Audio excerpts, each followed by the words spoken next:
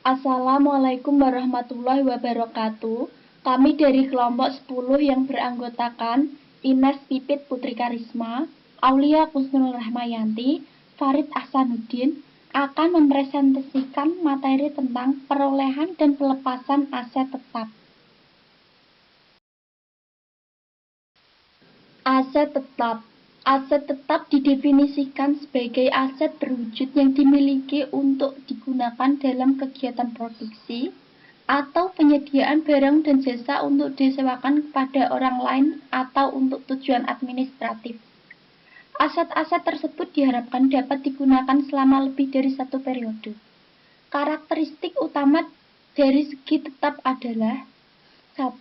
Aset-aset tersebut diperoleh untuk digunakan dalam operasi dan tidak untuk dijual kembali. 2. Aset-aset tersebut bersifat jangka panjang dan biasanya disusutkan. 3. Hasil karya tersebut memiliki substansi fisik. Perolehan aset tetap. Sebagian besar perusahaan menggunakan biaya historis sebagai dasar untuk menilai aset tetap. Biaya historis atau historical cost mengukur harga kas atau setara kas yang dikeluarkan untuk memperoleh aset dan membawa ke lokasi dan mempersiapkan kondisi yang diperlukan untuk digunakan. Perusahaan mengakui aset tetap ketika biaya perolehan aset dapat diukur secara andal dan besar kemungkinan bahwa perusahaan akan mendapat manfaat ekonomi masa depan. 1. Biaya perolehan tanah. Semua pengeluaran yang digunakan untuk memperoleh tanah dan mempersiapkan minyak untuk menggunakan dianggap sebagai bagian dari biaya perolehan tanah.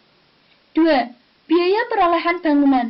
Biaya perolehan bangunan harus mencakup semua pengeluaran yang terkait langsung dengan perolehan atau konstruksi bangunan tersebut. 3. Biaya perolehan peralatan. Istilah peralatan akuntansi termasuk peralatan transportasi, peralatan kantor, mesin, perabot perlengkapan, peralatan pabrik, dan tetap jenis.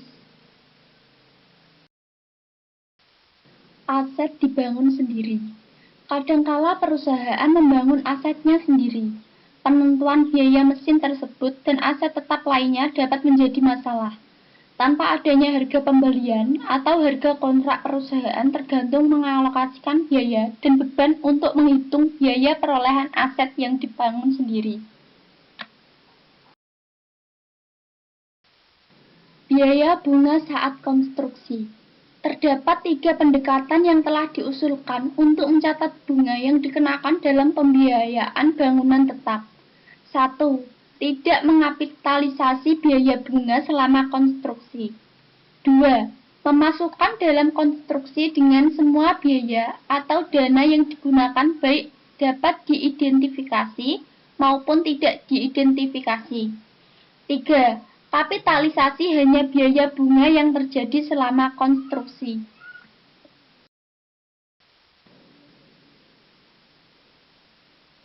Kemudian penilaian aset tetap. Seperti aset lainnya, perusahaan harus mencatat aset tetap sebesar nilai wajar yang diserahkan atau sebesar nilai wajar aset yang diterima. Cara menentukan nilai terpisah untuk tanah dan bangunan tersebut. Yang pertama, diskon tunai, yaitu ketika perusahaan membeli aset tetap kemudian dikenakan diskon tunai atas pembayaran lebih awal. Bagaimana perusahaan harus melaporkan diskon ini? Jika mengambil diskon ini, perusahaan harus mencatat diskon sebagai pengurangan harga pembelian aset. Kemudian yang kedua, kontrak pembayaran tangguhan. Untuk mencerminkan biaya perolehan dengan tepat, perusahaan mencatat aset yang dibeli dengan kontrak kredit jangka panjang pada nilai sekarang dari kompensasi yang dipertukarkan antara kedua belah pihak pada tanggal transaksi. Yang ketiga, pembelian lumsum. Masalah khusus dalam penilaian aset tetap muncul ketika perusahaan membeli sekelompok aset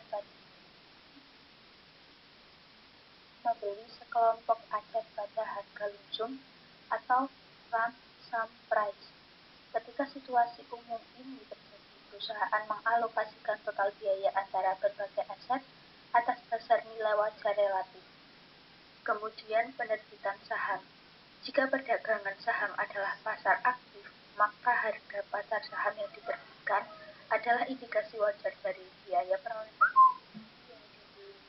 Saham adalah ukuran yang baik dari harga setara kas saat ini. Kemudian pertukaran aset non-moneter.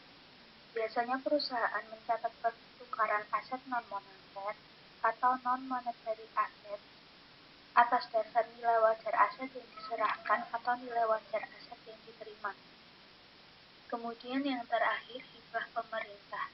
Hibah pemerintah atau government grants merupakan bantuan yang diterima dari pemerintah dalam bentuk pengalihan sumber daya kepada perusahaan dengan imbal hasil kepatuhan terhadap syarat tertentu di masa lalu atau masa depan yang berkaitan dengan aktivitas operasi perusahaan.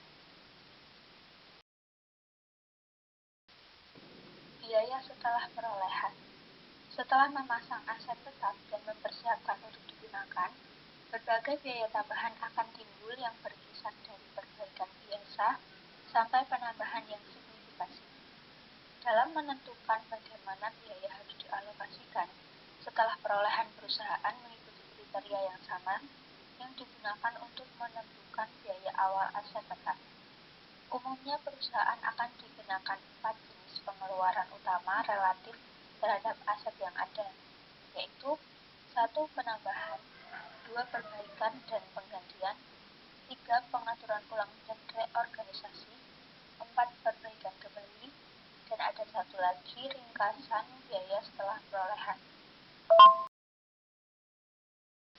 Yang terakhir, pelepasan aset tetap yang harus dilaporkan pada setiap keuntungan dan kerugian dari pelepasan komponen bisnis, yaitu 1. Penjualan aset tetap. Perusahaan mencatat penyusutan untuk periode waktu antara tanggal dicatatnya jurnal penyusutan terakhir dan tanggal penjualan aset. Kemudian yang kedua, konversi paksaan. Terkadang jasa aset diakhiri melalui beberapa jenis kejadian konversi paksaan atau involuntary conversion, seperti kebakaran, banjir, pencurian, atau penggusuran.